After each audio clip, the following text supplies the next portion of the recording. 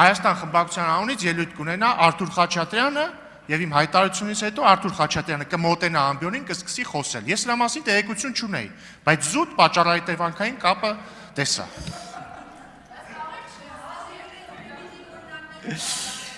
Ուրեղյան, քանի որ դուք տեղից ընդհատեցիք, ես ձեզ նկատողություն եմ հայտարարում, սա նույնպես պատճառահետևանքային կապ է։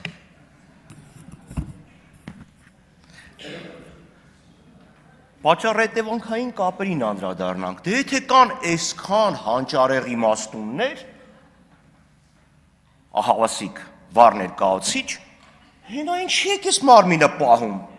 փող եք ծախսում, մարդիկ գաղտնա լսում են, բյուջե, հենա նստեք իմաստուններով, վերլուծություն արեք էլի, բրծեք,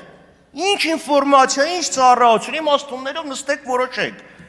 Այս մարդուն էլ ուղարկեք մարդու իրավունքները կպաշտպանի, մինչև այդ մարդու իրավունքներով եք զբաղվում, ողբալի իրավիճակա։ Պարոն Ալեքսանյան, ձեր հարցնի պատասխան ասեմ, եթե ձեր հանձնաժողովը 3 տարի ճգնելուց հետո երկներ եւ զեկույց ունենար, զեկույց չունի,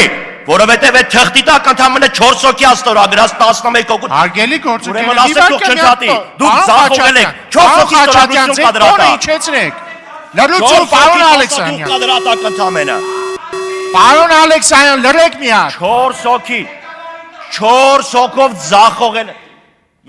Պարոն Խաչատրյան, այս ամեն ինչը սկսեց նրանից հետո, երբ որ դուք բարձր տոնի մեջ սկսեցիք բղավել։ Մի բղավեք, հանգիստ տոնով ելույթ ունեցեք։ Որովհետև ձախողված այդ փաստաթուղթը։